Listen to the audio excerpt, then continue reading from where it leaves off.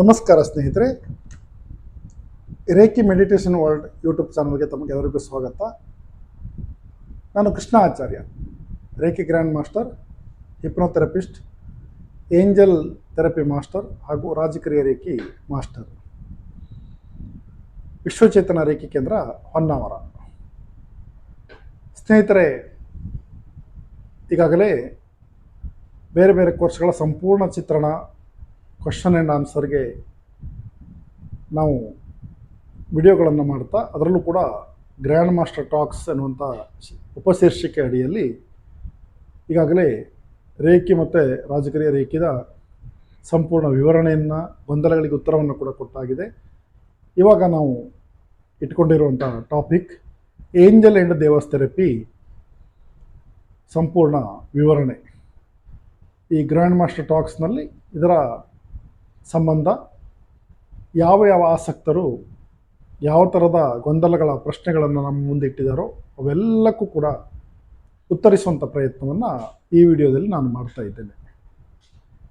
ಸ್ನೇಹಿತರೆ, ಬಹಳ ಕೇಂದ್ರಗಳಲ್ಲಿ ಬಹಳಷ್ಟು ವಿದ್ಯಾರ್ಥಿಗಳು ಕಲಿತು ಕೆಲವು ಗೊಂದಲಗಳಿದ್ದಾಗ ಅಲ್ಲಿಯ ಗುರುಗಳು ಅಥವಾ ಅಲ್ಲಿಯ ಸಂಬಂಧಪಟ್ಟಂಥವ್ರ ಸಂಪರ್ಕಕ್ಕೆ ಸಿಗದೇ ಇದ್ದಾಗ ಆಸಕ್ತನಲ್ಲಿ ಗೊಂದಲಗಳು ಇರುವುದು ಸಹಜ. ಅಂತಹ ಪರಿಸ್ಥಿತಿಯಲ್ಲಿ ಆ ಗೊಂದಲಗಳ ನಿವಾರಣೆಗಾಗಿ ನಮ್ಮಲ್ಲಿ ಬಹಳಷ್ಟು ಪ್ರಶ್ನೆಗಳು ಕೂಡ ನಮ್ಮ ವಿಡಿಯೋದ ಕಾಮೆಂಟ್ನಲ್ಲಿ ಬಂದಿದೆ. ವೈಯಕ್ತಿಕವಾಗಿ ನಾವು ಅವರಿಗೆ ಉತ್ತರಿಸೋದಕ್ಕಿಂತ ನಾವು ಈ ರೀತಿ ವಿಡಿಯೋಗಳನ್ನು ಮಾಡಿ ಅಪ್ಲೋಡ್ ಮಾಡಿದಾಗ ಅದೇ ಪ್ರಶ್ನೆಯನ್ನು ಬಹಳ ಜನರ ಮನಸ್ಸಿನಲ್ಲಿ ಬಂದಾಗ ಅವರೆಲ್ಲರಿಗೂ ಕೂಡ ಉತ್ತರವಾಗಿ ಈ ವಿಡಿಯೋ ಸಿಗ್ತಾ ಇರುತ್ತೆ. ಹಾಗಾಗಿ ನಾವು ಈ ಪ್ರಯತ್ನವನ್ನು ಮಾಡ್ತಾ ಇದ್ದೇವೆ. ಇಲ್ಲಿ ಬಹಳಷ್ಟು ಪ್ರಶ್ನೆಗಳು ಇದ್ದು ಅದೆಲ್ಲದಕ್ಕೂ ಕೂಡ ಹಂತ ಹಂತವಾಗಿ ನಾನು ಇಲ್ಲಿ ಉತ್ತರಿಸುವಂಥ ಪ್ರಯತ್ನವನ್ನು ಮಾಡ್ತೇನೆ. ನನ್ನ ಸುದೀರ್ಘವಾದಂಥ 20 ವರ್ಷಗಳ ಈ ಆಧ್ಯಾತ್ಮ ಸಾಧನೆಯಲ್ಲಿ ಬಹಳಷ್ಟು ಬೇರೆ ಕೇಂದ್ರದ ವಿದ್ಯಾರ್ಥಿಗಳ ಕ್ವಶನ್ಗಳು ಇಲ್ಲಿ ಇವೆ. ನಮ್ಮ ಕೇಂದ್ರದಲ್ಲಿ ಅಂತಹ ಸಮಸ್ಯೆಗಳೇನಿಲ್ಲ. ಯಾಕೆಂದರೆ ನಾವು ರೆಗ್ಯುಲರ್ ಆಗಿ ರಿಪಿಟೇಷನನ್ನು ಕೊಡ್ತಾ, ವೆಬಿನಾರನ್ನು ಕಂಡಕ್ಟ್ ಮಾಡ್ತಾ ಅವರಲ್ಲಿರುವಂಥ ಗೊಂದಲಗಳನ್ನು ಸಂಪೂರ್ಣವಾಗಿ ನಾವು ನಿವಾರಣೆ ಮಾಡ್ತಾ ಬಂದಿದ್ದೇವೆ. ಇದು ಬೇರೆ ಕೇಂದ್ರದ ವಿದ್ಯಾರ್ಥಿಗಳು ನಮಗೆ ಕೇಳಿರುವಂಥ ಕೆಲವು ಕ್ವಶನ್ಗಳು. ಇಲ್ಲಿ ಅಲ್ಲಿಯ ಗುರುಗಳು ಸಮ್ಮತಿಸದೇ ಇದ್ದಾಗ ಅಂತಹ ಪ್ರಶ್ನೆಗಳನ್ನು ಯಾರಿಂದಾದ್ರೂ ತಿಳ್ಕೊಳ್ಳುವಂಥ ಒಂದು ಪ್ರಯತ್ನ ಅವರದ್ದು. ಇಲ್ಲಿ ಮೊದಲ ಪ್ರಶ್ನೆ, ಏಂಜಲ್ ಆ್ಯಂಡ್ ದೇವಸ್ ಥೆರಪಿ ಎಂದರೆ ಏನು? ಅದರಲ್ಲೂ ಕೂಡ ಏಂಜಲ್ಸ್ ಅಂದ ಕೂಡಲೇ ಯಾವುದೇ ಒಂದು ಧರ್ಮಕ್ಕೆ ಸೀಮಿತವಾಗಿರಬಹುದು ಅಥವಾ ಬೇರೆ ಧರ್ಮಕ್ಕೆ ನಾವು ಕನ್ವರ್ಟ್ ಆಗುವಂಥ ಮೆಥಡ್ ಇರಬಹುದು ಅನ್ನುವಂಥ ಹೆದರಿಕೆ ಕೂಡ ಕೆಲವರಲ್ಲಿ ಇರುತ್ತೆ.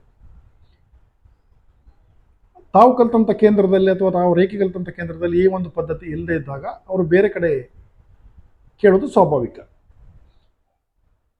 ಇಲ್ಲಿ ಏಂಜಲ್ ಆ್ಯಂಡ್ ದೇವಸ್ ಥೆರಪಿ ಅಂದರೆ ಏನು? ಮುಖ್ಯವಾಗಿ ಇದು ಯಾವುದೇ ಒಂದು ಧರ್ಮಕ್ಕೆ ಸೀಮಿತವಾದಂಥ ವಿದ್ಯೆ ಅಲ್ಲ. ಎಲ್ಲ ಧರ್ಮದಲ್ಲೂ ಎಲ್ಲ ಸಮಾಜದಲ್ಲೂ ಬಳಕೆಯಲ್ಲಿರುವಂಥ ಒಂದು ಪದ್ಧತಿ. ಆದರೆ ಏಂಜಲ್ಸ್ ಅನ್ನುವಂಥ ಹೆಸರು ಬಂದಿರೋದ್ರಿಂದ ಸ್ವಲ್ಪ ಗೊಂದಲ ತಮ್ಮಲ್ಲಿ ಇದೆ ಅಂತ ನಾನು ಭಾವಿಸ್ತೇನೆ. ಸಾಮಾನ್ಯವಾಗಿ ನಮ್ಮ ಹಿಂದೂ ಸಂಪ್ರದಾಯದಲ್ಲಿ ದೇವದೂತರು, ಗಂಧರ್ವರು ಅಥವಾ ದ್ವಾರಪಾಲಕರು ಹೇಳುವಂಥ ಒಂದು ಹೇಳಿಕೆಯನ್ನು ನಾವು ಅನಾದಿ ಕಾಲದಿಂದ ನಾವು ನೋಡ್ತಾ ಬಂದಿದ್ದೀವಿ. ದೇವತೆಗಳಿಗೆ ಸಹಾಯವನ್ನು ಮಾಡ್ತಾ ವೈವಾಹಿಕ ಸಂಬಂಧಗಳನ್ನು ಏರ್ಪಡಿಸಿಕೊಂಡಂಥದ್ದು ಕೂಡ ಕೆಲವು ಹಳೆಯ ಧಾರ್ಮಿಕ ಮಾರ್ಗದರ್ಶಕ ಗ್ರಂಥಗಳಲ್ಲಿ ಸಿಗ್ತವೆ.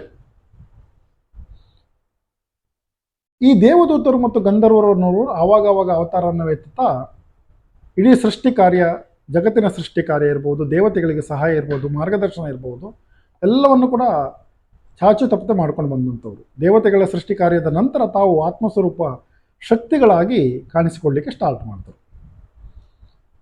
ಅದಕ್ಕಿಂತನೂ ಕೂಡ ಸರಳವಾಗಿ ನಾವು ಹೇಳಬೇಕು ಅಂತಂದರೆ, ನಮ್ಮಲ್ಲಿ ಆಗಿ ಹೋದಂಥ ಪವಾಡ ಪುರುಷರ ಒಂದು ಆತ್ಮಶಕ್ತಿಯನ್ನು ನಾವು ಇನ್ವೈಟ್ ಮಾಡುವಂಥ ಪದ್ಧತಿಯನ್ನೇ ಇಲ್ಲಿ ದೇವದೂತರು, ಏಂಜಲ್ ಆ್ಯಂಡ್ ದೇವಸ್ ಥೆರಪಿ ಅಂತ ಕೂಡ ಕರೀಬಹುದು. ಉದಾಹರಣೆಗೆ ಶಿರಡಿ ಸಾಯಿಬಾಬಾ, ಮಂತ್ರಾಲಯದ ರಾಘವೇಂದ್ರ ಸ್ವಾಮಿಯವರು ಇರ್ಬೋದು, ರಮಣ ಮಹರ್ಷಿ ಅವರು ಇರ್ಬೋದು, ರಮಾನಂದ ಅವಧೂತರು ಇರ್ಬೋದು, ವೀರಬ್ರಹ್ಮೇಂದ್ರ ಸ್ವಾಮೀಜಿಯವರು ಇರ್ಬೋದು, ಆನಂತರ ಮೌನೇಶ್ವರ ಗುರೂಜಿಯವರು ಇರ್ಬೋದು, ಕೈವಾರ ತಾತಯ್ಯನವರು ಇರ್ಬೋದು. ಈ ಥರದ ಎಲ್ಲ ಕ್ಯಾರೆಕ್ಟರ್ ಕೂಡ ತಮ್ಮ ಜೀವಿತದ ಅವಧಿಯಲ್ಲಿ ಬಹಳಷ್ಟು ಪವಾಡಗಳನ್ನು ಮಾಡ್ತಾ ಇವತ್ತಿಗೂ ಕೂಡ ಸಮಾಧಿ ಸ್ಥಿತಿಯಲ್ಲಿದ್ದರೂ ಕೂಡ ಜನಸಾಮಾನ್ಯರಿಗೆ ಒಂದು ಕಷ್ಟ ಕಾರ್ಪಣ್ಯಗಳಿಗೆ ಸ್ಪಂದಿಸ್ತಾ ಸಹಾಯವನ್ನು ಮಾಡ್ತಾ ಇದ್ದಂಥ ಶಕ್ತಿಗಳು. ಇವ್ರಿಗೆ ಯಾವುದೇ ರೀತಿ ಬಡವ ಶ್ರೀಮಂತ, ಒಳ್ಳೆಯವ ಕೆಟ್ಟವ ಅಥವಾ ಹೆಣ್ಣು ಗಂಡು ಹೇಳುವಂಥ ಯಾವುದೇ ತಾರತಮ್ಯ ಇಲ್ಲದೆ ಎಲ್ಲರಿಗೂ ಕೂಡ ಆಶೀರ್ವಾದ ಮಾಡುವಂಥ ಒಂದು ವಿಶೇಷವಾದಂಥ ಗುಣ ಇರುವಂಥ ಶಕ್ತಿಗಳು. ಈ ಏಂಜಲ್ಸ್ ಅಂತ ಯಾಕೆ ಬಂತು ಅಂದರೆ, ನಮ್ಮ ಹಿಂದೂ ಸಂಪ್ರದಾಯವನ್ನು ಬಿಟ್ಟು ಉಳಿದ ಎಲ್ಲ ಧರ್ಮದವರು ಕೂಡ ಅದನ್ನು ಏಂಜಲ್ಸ್ ಅಂತಲೇ ಕರೆದಿದ್ದಾರೆ. ಮನೆಯಲ್ಲಿ ಒಂದು ಚಿಕ್ಕ ಪಾಪು ಇದ್ದಾಗ ಅವನ ಒರಿಜಿನಲ್ ಹೆಸರುಗಳು ಬೇರೆಯೇ ಇರುತ್ತೆ. ಪ್ರೀತಿಯಿಂದ ಪಾಪು, ಮಾಣಿ, ಪುಟ್ಟ ಈ ಥರ ಒಂದು ಸಂಬೋಧಿಸುವಂಥದ್ದು ಸ್ವಾಭಾವಿಕ. ಇದನ್ನು ನೋಡಿಕೊಂಡು ಸುತ್ತಮುತ್ತಲಿರುವಂಥ ನಮ್ಮ ನೇಬರ್ಸ್ಗಳು ಅಥವಾ ನೆರೆಹೊರೆಯವರು ಅದನ್ನೇ ರೂಢಿ ಮಾಡ್ಕೊಂಡ್ಬಿಡ್ತಾರೆ ಅವರ ಪೆಟ್ ನೇಮನ್ನು. ಅವಾಗೇನಾಗತ್ತೆ, ಪಾಪು, ಪುಟ್ಟ, ಮಾಣಿ ಇಂಥದ್ದು ಹೆಸರುಗಳು ಅವನ್ನ ಕರೀಲಿಕ್ಕೆ ಸ್ಟಾರ್ಟ್ ಮಾಡ್ತೀವಿ. ಇಲ್ಲ ಆಗಿರೋದು ಕೂಡ ಹಾಗೇನೆ. ಹಿಂದೂ ಸಂಪ್ರದಾಯವನ್ನು ಬಿಟ್ಟು ಉಳಿದವರೆಲ್ಲರೂ ಕೂಡ ಏಂಜಲ್ಸ್ ಅಂತ ಕರೆದಿರೋದ್ರಿಂದ ನಾವು ಕೂಡ ಏಂಜಲ್ಸ್ ಅಂತ ಕರಿತೀವಿ. ಆದರೆ ಈ ಏಂಜಲ್ ಆ್ಯಂಡ್ ದೇವಸ್ ಥೆರಪಿಗೆ ವೆಸ್ಟರ್ನ್ ಅವರ ಒಂದು ಕಾಂಟ್ರಿಬ್ಯೂಷನ್ ಜಾಸ್ತಿ ನಾವು ನೋಡ್ತೀವಿ ಇಲ್ಲಿ.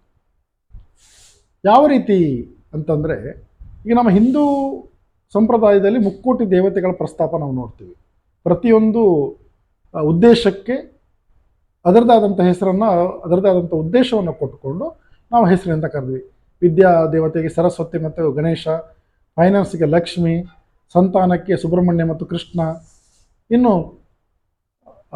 ವಿಘ್ನಕ್ಕೆ ಗಣೇಶ, ಇದೇ ರೀತಿ ಬೇರೆ ಬೇರೆ ಹೆಸರುಗಳು ರೂಢಿಯಾದವು. ಅದೇ ರೀತಿ ವೆಸ್ಟರ್ನ್ ಕಲ್ಚರ್ನಲ್ಲಿ, ಅದರಲ್ಲೂ ಕೂಡ ಅಟ್ಲಾಂಟಿಸ್, ಲೆಮೋರಿಯನ್ ಮತ್ತು ಕಬಾಲ ಅನ್ನುವಂಥ ನಾಗರಿಕತೆಯಲ್ಲಿ ಅವರು ದೇವತೆಗಳಿಗೆ ಹೆಚ್ಚು ಪ್ರಾಶಸ್ತ್ಯವನ್ನು ಕೊಡದೆ ಏಂಜಲ್ಸ್ಗಳಿಗೆ ಜಾಸ್ತಿ ಪ್ರಾಶಸ್ತ್ಯವನ್ನು ಕೊಟ್ಟರು. ಜೊತೆಗೆ ಏಂಜಲ್ಸ್ಗಳಲ್ಲಿ ಪ್ರತಿಯೊಂದು ಅವರ ಕೆಲಸ ಕಾರ್ಯಗಳಿಗೆ ಸಂಬಂಧಪಟ್ಟಂತೆ ಒಂದು ಹೆಸರನ್ನು ಕೊಟ್ಟರು. ಅವರ ಒಂದು ಕರ್ತವ್ಯವನ್ನು ಕೂಡ ಐಡೆಂಟಿಫೈ ಮಾಡಿದ್ರು. ಹಾಗಾಗಿ ಈಗ ವೆಸ್ಟರ್ನ್ ಕಾಂಟ್ರಿಬ್ಯೂಷನ್, ಅದರಲ್ಲೂ ಕೂಡ ಅಟ್ಲಾಂಟಿಸ್, ಲೆಮೋರಿಯನ್ ಮತ್ತು ಕಬಾಲ ನಾಗರಿಕತೆ ಕಾಂಟ್ರಿಬ್ಯೂಷನನ್ನು ನಾವು ಏಂಜಲ್ಸಲ್ಲಿ ನೋಡ್ತೇವೆ. ಹಾಗಾಗಿ ನಾವು ಏಂಜಲ್ಸ್ ಅಂತ ಕರೀಲಿಕ್ಕೆ ಇದು ಕೂಡ ಕಾರಣ ಆಯಿತು. ಹಾಗಾಗಿ ಇಲ್ಲಿ ಯಾವುದೇ ತಾರತಮ್ಯ ಇಲ್ಲ, ಯಾವುದೇ ಒಂದು ಧರ್ಮಕ್ಕೆ, ಜಾತಿಗೆ ಸೇರಿದಂಥ ಅಥವಾ ಒಂದು ದೇಶಕ್ಕೆ ಸೀಮಿತವಾದಂಥ ಶಕ್ತಿಗಳಲ್ಲ. ಎಲ್ಲ ಧರ್ಮದಲ್ಲೂ ಎಲ್ಲ ಸಮಾಜದಲ್ಲೂ ಇರುವಂಥ ಶಕ್ತಿಗಳು. ಇಲ್ಲಿ ನಮ್ಮ ಗ್ಲೋಬಲ್ ಆಗಿ ನಾವು ನೋಡೋದಾದರೆ,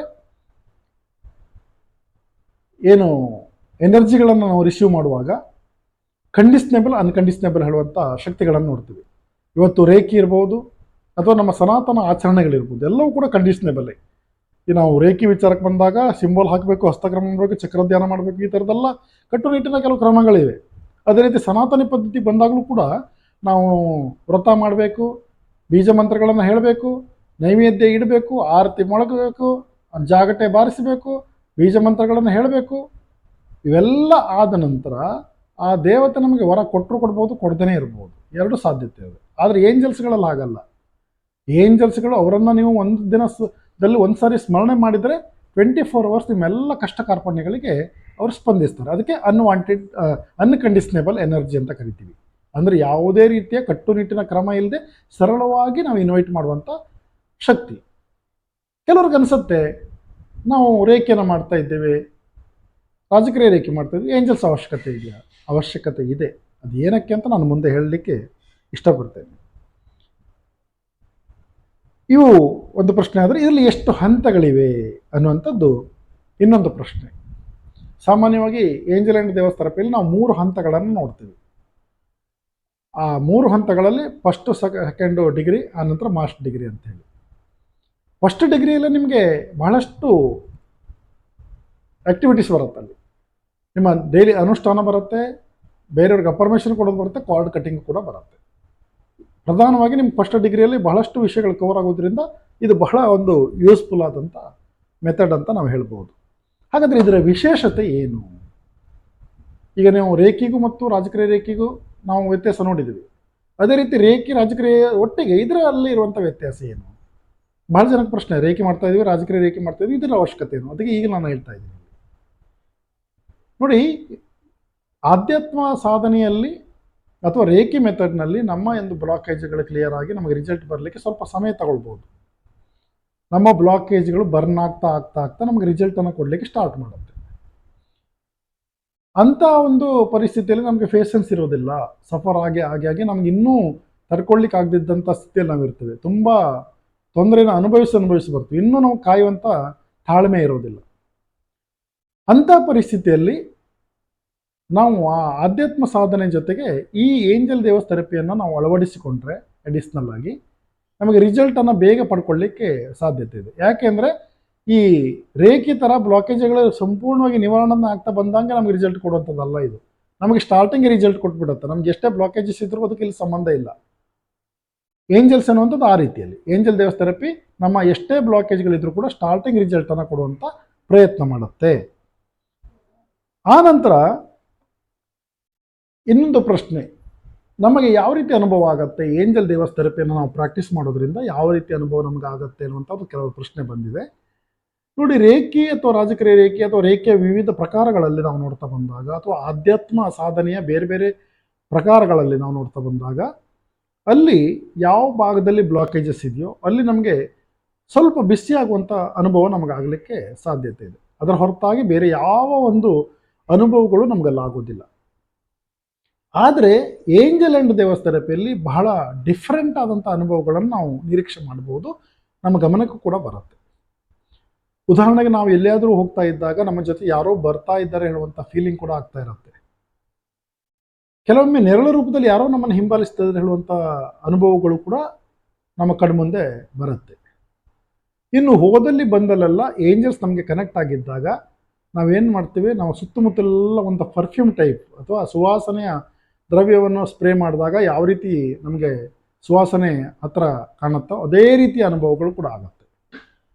ಮೂರನೇದಾಗಿ ನಾವು ಹೇಳೋದಾದ್ರೆ, ಇನ್ನು ನಾಲ್ಕನೆಯದಾಗಿ ಸ್ಪರ್ಶದ ರೂಪದಲ್ಲಿ ಅವರು ನಮಗೆ ಕನೆಕ್ಟ್ ಆಗೋದನ್ನು ನಾವು ನೋಡ್ಬೋದು. ಯಾವುದೇ ಒಂದು ಪರಿಸ್ಥಿತಿಯಲ್ಲಿ ನಾವಿದ್ದಾಗ ನಮಗೆ ಪದೇ ಪದೇ ಯಾರೋ ಸ್ಪರ್ಶ ಮಾಡ್ತಾ ಇದ್ದಾರೆ ಹೇಳುವಂಥ ಅನುಭವಗಳು ಕೂಡ ಇಲ್ಲಿ ಏಂಜಲ್ಸ್ಗಳಿಂದ ನಮಗಾಗತ್ತೆ. ಇದು ಬಹಳ ಮುಖ್ಯವಾದದ್ದು. ಯಾಕಂದರೆ ನಾವು ಕೂಡ ನೋಡಿದ್ವಿ, ಬೇರೆ ಕ್ರಿಟಿಕಲ್ ಕೇಸನ್ನು ನಾವು ಅಟೆಂಡ್ ಮಾಡುವಾಗ, ಹೀಲ್ ಮಾಡುವಾಗ ನಮಗೆ ಏನೋ ಒಂದು ಬಾಡಿ ಟಚ್ ಆದ ಥರ ಫೀಲಿಂಗ್ ಆಗ್ತದೆ. ಸುತ್ತಮುತ್ತಲು ನೋಡುವಾಗ ಯಾರೂ ಇರೋದಿಲ್ಲ, ಅಲ್ಲಿ ಬರೋದು ನಮಗೆ ಏಂಜಲ್ಸ್ಗಳೇ. ಇನ್ನು ದೃಶ್ಯ ರೂಪದಲ್ಲಿ ಕಾಣಿಸುವಂಥದ್ದು ಕೂಡ ನಾವು ನೋಡ್ತೀವಿ. ನಾವು ಮಲ್ಕೊಂಡಿದ್ದಾಗ, ನಿದ್ದೆಯಲ್ಲಿದ್ದಾಗ ಅಥವಾ ಏನೋ ಒಂದು ಚಿತ್ರವನ್ನು ನಮ್ಮ ಕಣ್ಮುಂದೆ ಬಂದು ನಮಗೆ ಸೂಚನೆ ಕೊಡುವಂಥದ್ದನ್ನು ನಾವು ನೋಡ್ತೀವಿ. ಕೆಲವೊಮ್ಮೆ ಅಶರೀರವಾಣಿ ರೂಪದಲ್ಲಿ ನಮಗೆ ಕರೆಯುವಂಥದ್ದು. ಈ ಒಂದು ದೃಷ್ಟಾಂತ ಏನಿದೆ ಪುರಾಣಗಳಲ್ಲೂ ಕೂಡ ನಾವು ನೋಡಿದ್ದೀವಿ, ಕೇಳಿದ್ದೀವಿ. ಇವು ನೋಡಿ, ಒಳ್ಳೆಯವರು ಕೆಟ್ಟವರಿಗೆ ಏನೋ ಅಂತ ಭೇದ ಇಲ್ಲದ ಇವರು ಸಹಾಯ ಮಾಡ್ತಾರೆ ಅನ್ನೋದ್ರ ಜೊತೆಗೆ ಅಶರೀರವಾಣಿ ರೂಪದಲ್ಲಿ ಕಾಣಿಸ್ಕೊಳ್ತಾ ಇದ್ರು ಅನ್ನೋದಕ್ಕೆ ಉದಾಹರಣೆಗಳು ಸಿಗ್ತವೆ. ಶ್ರೀಕೃಷ್ಣನ ಜನನ ಆದಾಗ ದುಷ್ಟನಾದ ಕಂಸ ಇವರ ಒಂದು ಆರಾಧಕನಾಗಿದ್ದ. ಕಂಸನಿಗೆ ಅಶರೀರವಾಣಿ ರೂಪದಲ್ಲಿ ಕಾಣಿಸ್ಕೊಂಡಿದ್ದಾರೆ. ಹೇ ಕಂಸ, ನಿನ್ನ ಶತ್ರು ಹುಟ್ಟುಕೊಂಡಿದ್ದಾನೆ, ನೀನು ಜಾಗೃತ ಆಗಿರುವಂತ ಅಂತ ಕೆಟ್ಟವನಿಗೂ ಕೂಡ ಆಶೀರ್ವಾದ ಮಾಡಿದ್ದಾರೆ ಇವರು. ಅದೇ ರೀತಿ ಶಬರಿಮಲೆ ಸ್ವಾಮಿ ಅಯ್ಯಪ್ಪನ ಚರಿತ್ರೆಯಲ್ಲಿ ಮಣಿಕಂಠ ಹುಟ್ಟಿದ ನಂತರ ದುಷ್ಟಳಾದಂಥ ರಾಕ್ಷಸಿ ಮಹಿಷಿಗೂ ಕೂಡ ಇವರು ಕನಸಿನಲ್ಲಿ ಕಾಣಿಸ್ಕೊಂಡು ನಿನ್ನ ಶತ್ರು ಹುಟ್ಟುಕೊಂಡಿದ್ದಾರೆ, ನೀನು ಜಾಗೃತ ಆಗಿರು. ಅವಳು ಕೂಡ ಏಂಜಲ್ಸ್ಗಳನ್ನು ಪ್ರೇ ಮಾಡ್ತಾ ಇದ್ಲು, ನಂಬ್ತಾ ಇದ್ಲು. ಅಂದರೆ ನೋಡಿ, ಕೆಟ್ಟವರಿಗೂ ಕೂಡ ಆಶೀರ್ವಾದ ಮಾಡುವಂಥ ಒಂದು ಗುಣ ನಾವು ಏಂಜಲ್ಸಲ್ಲಿ ನೋಡ್ತೀವಿ. ಹಾಗಾಗಿ ಈ ಏಂಜಲ್ಸ್ಗಳಲ್ಲಿ ಈ ಥರದ ಒಂದು ವೈಶಿಷ್ಟ್ಯತೆಯನ್ನು ನಾವು ನೋಡಲಿಕ್ಕೆ ಸಾಧ್ಯತೆ ಇದೆ. ಇನ್ನು ಕೆಲವು ಪ್ರಶ್ನೆಗಳು ಬಂದಿದ್ದು, ಅದರಲ್ಲಿ ಇತರರಿಗೆ ನಾವು ಏಂಜಲ್ ಆ್ಯಂಡ್ ದೇವಸ್ ಥೆರಪಿಯನ್ನು ಕಲಿತು ಉಪಚರಿಸಬಹುದೇ ಅಥವಾ ಹೀಲಿಂಗನ್ನು ಮಾಡಬಹುದೇ ಅನ್ನುವಂಥದ್ದು ಪ್ರಶ್ನೆ. ಖಂಡಿತವಾಗಿ ಮಾಡಬಹುದು. ನಿಮಗೆ ಪ್ರಥಮ ಡಿಗ್ರಿಯಲ್ಲೇ ನಿಮ್ಮ ಡೈಲಿ ಸಾಧನೆ ಜೊತೆಗೆ ಇತರರಿಗೆ ಉಪಚರಿಸುವಂಥದ್ದು, ಕಾರ್ಡ್ ಕಟಿಂಗ್ ಮಾಡುವಂಥದ್ದು ಎಲ್ಲ ಪ್ರಕ್ರಿಯೆ ಕೂಡ ನಿಮಗಿಲ್ಲಿ ಬರುತ್ತೆ.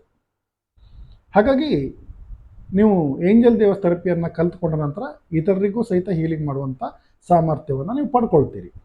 ಹಾಗಾಗಿ ಈ ಒಂದು ಪ್ರಶ್ನೆಗೂ ಕೂಡ ಉತ್ತರ ಕೊಡುವಂಥ ಪ್ರಯತ್ನ ಮಾಡಿದ್ದೀನಿ ನಾನು. ಆನಂತರ ಈ ಏಂಜಲ್ ಆ್ಯಂಡ್ ದೇವಸ್ ಥೆರಪಿಯನ್ನು ಯಾವ ಯಾವ ಉದ್ದೇಶಗಳಿಗೆ ನಾವು ಬಳಸ್ಕೊಳ್ಬಹುದು ಅನ್ನುವಂಥ ಕೂಡ ಒಂದು ಪ್ರಶ್ನೆ. ಇಲ್ಲಿ ಯಾವುದೇ ಒಂದು ಉದ್ದೇಶಕ್ಕಂತ ಲಿಮಿಟೇಷನ್ ಮಾಡುವಂಥ ಅವಶ್ಯಕತೆ ಇಲ್ಲ. ನಮ್ಮ ಜೀವನದಲ್ಲಿ ಬರುವಂಥ ಪ್ರತಿಯೊಂದು ಸಮಸ್ಯೆಗಳಿಗೂ ಕೂಡ ಈ ಏಂಜಲ್ ಆ್ಯಂಡ್ ದೇವಸ್ ಥೆರಪಿಯಲ್ಲಿ ನಮ್ಗೆ ಉತ್ತರ ಸಿಗುತ್ತೆ, ಪರಿಹಾರ ಸಿಗುತ್ತೆ. ಅದರಲ್ಲೂ ಕೂಡ ಈಗ ಸಂಬಂಧಗಳ ಸುಧಾರಣೆ ವಿಚಾರ ಇರ್ಬೋದು, ವಿದ್ಯಾಭ್ಯಾಸ ಇರ್ಬೋದು, ಆರೋಗ್ಯ ಇರ್ಬೋದು, ರಕ್ಷಣೆ ಇರ್ಬೋದು, ನಮ್ಮ ಕೆಲಸ ಕಾರ್ಯಗಳ ಒಂದು ಸೌಂದರ್ಯ ಇರ್ಬೋದು, ಬಾಹ್ಯ ಸೌಂದರ್ಯ ಇರ್ಬೋದು, ಪ್ರೀತಿ ಪ್ರೇಮ ವಾತ್ಸಲ್ಯದ ಒಂದು ವಿಚಾರದಲ್ಲಿರ್ಬೋದು, ರಕ್ಷಣೆ ವಿಚಾರದಲ್ಲಿರ್ಬೋದು, ನಾಲೆಜಿನ ವಿಚಾರದಲ್ಲಿರ್ಬೋದು, ಹಣಕಾಸಿನ ವಿಚಾರದಲ್ಲಿ ಇರ್ಬೋದು, ದಾಂಪತ್ಯ ಸಾಮರಸ್ಯ ಅಥವಾ ಇತರ ಸಾಮರಸ್ಯ ಇರ್ಬೋದು, ಸಂಬಂಧಗಳ ಸುಧಾರಣೆ ಇರ್ಬೋದು, ಪ್ರತಿಯೊಂದು ವಿಚಾರದಲ್ಲೂ ಕೂಡ ನಮಗೆ ಏಂಜಲ್ಸ್ಗಳಿಂದ ಸಹಾಯವನ್ನು ಪಡ್ಕೊಂಡು ನಮ್ಮ ಕೆಲಸ ಕಾರ್ಯಗಳನ್ನು ಬಹಳ ಸುಲಭವಾಗಿ ಅದನ್ನು ಸರಿ ಮಾಡಿಕೊಳ್ಬಹುದು. ಎಲ್ಲ ಉದ್ದೇಶಗಳಿಗಾಗಿ ನಾವು ಏಂಜಲ್ಸನ್ನು ಬಳಸ್ಬೋದು. ಮತ್ತು ಪ್ರಥಮ ಡಿಗ್ರಿಯಲ್ಲಿ ಇವೆಲ್ಲದಕ್ಕೂ ಕೂಡ ಪರಿಹಾರ ಕಂಡುಕೊಳ್ಳುವಂಥ ಕೆಲವು ಎಕ್ಸ್ಪೆರಿಮೆಂಟ್ಗಳನ್ನು ನಾವು ಮಾಡಿಸ್ತೀವಿ. ಹಾಗಾಗಿ ಇದು ಈ ಪ್ರಶ್ನೆಗೂ ಕೂಡ ಉತ್ತರ ಕೊಡುವಂಥದ್ದನ್ನು ಮಾಡಿದ್ದೀನಿ ನಾನು. ಇನ್ನು ಯಾವ ಯಾವ ಶ್ರೇಣಿಯ ಏಂಜಲ್ಸ್ಗಳಿವೆ ಅಂದರೆ, ಏಂಜಲ್ಸ್ ಅಂದ ಕೂಡಲೇ ಒಂದು ಪರಿವಾರ, ಅದರಲ್ಲಿ ಯಾವ್ಯಾವ ಥರನಾದಂಥ ಏಂಜಲ್ಸ್ಗಳು ಬರ್ತವೆ ಅನ್ನುವಂಥದ್ದು ಕೆಲವರ ಪ್ರಶ್ನೆ. ಅವರಿಗೆ ಮೋಸ್ಟ್ಲಿ ರೆಫರೆನ್ಸ್ಗಳಲ್ಲಿ ಸಿಕ್ಕಿಲ್ಲದೆ ಇರ್ಬೋದು. ಸಾಮಾನ್ಯವಾಗಿ ಆಧ್ಯಾತ್ಮಿಕ ಸಾಧನೆಯಲ್ಲಿ ಬಹಳಷ್ಟು ಕುಟುಂಬದಲ್ಲಿರುವಂಥ ವ್ಯಕ್ತಿಗಳು ಸಾತ್ವಿಕವಾಗಿ ಬದುಕಿ ಇನ್ನೊಬ್ಬರಿಗೆ ಸಹಾಯವನ್ನು ಮಾಡ್ತಾ ಮಾಡ್ತಾ ತಮ್ಮ ಜೀವಿತದಲ್ಲಿ ಪರೋಪಕಾರಿಯಾಗಿ ಬದುಕ್ತಾರೆ. ಅಂಥವರ ಆತ್ಮಗಳು ಕೂಡ ಏಂಜಲ್ಸ್ಗಳಾಗ್ತವೆ. ಈಗ ನಾವು ಏಂಜಲ್ಸ್ಗಳ ಒಂದು ರೆಫರೆನ್ಸ್ಗಳನ್ನು ನಾವು ನೋಡ್ತಾ ಬಂದಾಗ 3 ಪ್ರಕಾರದ ಏಂಜಲ್ಸ್ಗಳು ನಮಗೆ ಬೇರೆ ಬೇರೆ ಶ್ರೇಣಿಯಲ್ಲಿ ಕಾಣಿಸ್ಕೊಳ್ತವೆ. ಏಂಜಲ್ಸ್ಗಳು ಅಥವಾ ಜೂನಿಯರ್ ಏಂಜಲ್ಸ್ಗಳು, ಇದು ಒಂದು ಗ್ರೂಪು. ಅಂದರೆ ಆಗ ತಾನೇ ಸೃಷ್ಟಿಯಾದಂಥ ಏಂಜಲ್ಸ್ಗಳ ಒಂದು ಪರಿವಾರ. ಇವರು ತಮ್ಮ ಲೀಡರ್ ಏಂಜಲ್ಸ್ಗಳೊಟ್ಟಿಗೆ ಸಹಾಯಕರಾಗಿ ಕೆಲಸವನ್ನು ಮಾಡ್ತಾರೆ. ಕೆಲವು ವರ್ಷದವರೆಗೆ ಇವ್ರಿಗೂ ಕೂಡ ಪ್ರಮೋಷನ್ ಆಗುತ್ತೆ. ಆವಾಗ ಆರ್ಕ್ ಏಂಜಲ್ಸ್ಗಳಾಗ್ತಾರೆ. ಅಂದರೆ ಲೀಡರ್ ಏಂಜಲ್ಸ್ಗಳು ಅಥವಾ ಕಮಾಂಡರ್ ಏಂಜಲ್ಸ್ಗಳು ಅಂತ ಕರೆಸ್ಕೊಳ್ತಾರೆ. ನಮಗೆ ನೇರವಾಗಿ ಸಹಾಯಕ್ಕೆ ಬರುವಂಥವ್ರು ಇವರೇನೆ ಆರ್ಕ್ ಏಂಜಲ್ಸ್ಗಳು. ಇವರ ಸಂಖ್ಯೆ 13 ಕಂಡು ಬರುತ್ತೆ. ಪ್ರಧಾನವಾಗಿರುವಂಥ ಆರ್ಕ್ ಏಂಜಲ್ಸ್ಗಳು 13. ಈ 13 ಏಂಜಲ್ಸ್ಗಳೇ ಜೀವಿತದಲ್ಲಿ ಎಲ್ಲ ಥರದ ಬೇರೆ ಬೇರೆ ಸಹಾಯಕ್ಕೆ ಬರ್ತಾರೆ. ಒಂದೊಂದು ಏಂಜಲ್ಸ್ಗಳು 3-4 ಥರದ ಸಹಾಯವನ್ನು ಮಾಡುವಂಥದ್ದು ನಾವು ಅವರ ಲೀಸ್ಟ್ನಲ್ಲಿ ನಾವು ನೋಡ್ತೀವಿ. ಇನ್ನು ಇವರು ಕೆಲವು ವರ್ಷದ ಕಾರ್ಯದ ನಂತರ ಇವರಿಗೂ ಕೂಡ ಪ್ರಮೋಷನ್ ಆಗುತ್ತೆ. ಪ್ರಮೋಷನ್ ಆದಾಗ ಇವರು ಸುಪ್ರೀಂ ಏಂಜಲ್ಸ್ಗಳಾಗ್ತಾರೆ. ಆ ಸುಪ್ರೀಂ ಏಂಜಲ್ಸ್ಗಳಲ್ಲೇ ಕೆಲವನ್ನ ನಾವು guardian angels, spirit guide, master guide ಈ ಥರದ ಹೆಸರಿನಲ್ಲಿ ಕರೆಸ್ಕೊಳ್ತೀವಿ. ಈ ಮಾಸ್ಟರ್ ಗೈಡ್ಗಳ ಕೆಲಸ ಏನಪ್ಪ ಅಂದ್ರೆ, ಆಧ್ಯಾತ್ಮಿಕ ಸಾಧನೆಯಲ್ಲಿ ಉನ್ನತ ಹಂತವನ್ನು ತಲುಪಿದಂಥವರಿಗೆ ದೇವತಾ ಸಾಮ್ರಾಜ್ಯದ ಒಂದು ಪರಿಕಲ್ಪನೆ ಏನಿದೆ ಅಥವಾ ನಮ್ಮ ಒಂದು ಮಾರ್ಗದರ್ಶನ ಕೊಡುವಂಥದ್ದು ವಿಚಾರ ಇರ್ಬೋದು, ಅಥವಾ ದೀಕ್ಷೆಗಳನ್ನು ಕೊಡುವಂಥ ವಿಚಾರದ ಸಹಾಯ ಇರ್ಬೋದು, ಇವೆಲ್ಲ ಕಾರ್ಯವನ್ನು ಸುಪ್ರೀಂ ಏಂಜಲ್ಸ್ಗಳು ಮಾಡ್ತಾರೆ. ಅವರ ಕೆಲವು ಲಿಸ್ಟ್ಗಳು ನಿಮಗೆ ಸಿಗ್ತವೆ ಬುಕ್ಲೆಟ್ನಲ್ಲಿ. ಹಾಗಾಗಿ ಈ 3 ಪ್ರಕಾರದ ಏಂಜಲ್ಸ್ಗಳ ಗ್ರೂಪನ್ನು ನಾವು ನೋಡ್ತೀವಿ. ಇವರೇ ಎಲ್ಲದಕ್ಕೂ ಕೂಡ ಕಾರಣಕರ್ತರಾಗಿ, ಸಹಾಯಕರಾಗಿ, ಮಾರ್ಗದರ್ಶಕರಾಗಿ ನೇರವಾಗಿ ಸಹಾಯ ಮಾಡುವಂಥ ಆರ್ಕ್ ಏಂಜಲ್ಸ್ಗಳಾಗಿ ನಮಗೆ ಇವರು ವರವನ್ನು ಕೊಡುವಂಥದ್ದು, ಸಹಾಯವನ್ನು ಮಾಡುವಂಥದ್ದನ್ನು ನಾವು ಗಮನಿಸಬಹುದು. ಇನ್ನು ಇಲ್ಲಿ ಬಹಳ ಮುಖ್ಯವಾಗಿ ಕೆಲವರೊಂದು ಪ್ರಶ್ನೆಯನ್ನು ಕೇಳಿದ್ದಾರೆ. ಯಾಕಂದರೆ ಕೆಲವು ಸೋಷಿಯಲ್ ಮೀಡಿಯಾದಲ್ಲಿ ಜನರಿಗೆ ಮಿಸ್ಲೀಡ್ ಆಗ್ತಾ ಇದೆ ಅಂಥ ಒಂದು ಕೆಲವು ಪ್ರಶ್ನೆಗಳಲ್ಲಿ ಕೂಡ ಬಂದಿದೆ. ಅದು ಬಹಳ ಇಂಪಾರ್ಟೆಂಟ್. ಅದ್ರ ನಂಬರ್ ಕಾಂಬಿನೇಷನ್ ನಂಬಬೇಕೆ, ಮಾಡಬೇಕೆ, ಪಾಲಿಸಬೇಕೆ, ಈ ಥರದ ಕೆಲವು ಪ್ರಶ್ನೆಗಳು. ಯಾಕೆಂದರೆ ಈ ಏಂಜಲ್ ಆ್ಯಂಡ್ ದೇವಸ್ ಥೆರಪಿಯನ್ನು ನಮ್ಮ ಕನ್ನಡದಲ್ಲಿ ಇಂಟ್ರೊಡ್ಯೂಸ್ ಮಾಡಿದಂಥ ಪ್ರಧಾನ ಗುರುಗಳ ಶಿಷ್ಯ ನಾನು. ಅವರಲ್ಲಿ ಈ ಥರದ ಪ್ರಶ್ನೆಗಳನ್ನು ಕೂಡ ನಾವು ಮುಕ್ತವಾಗಿ ಚರ್ಚಿಸಿ ಆಗಿದೆ.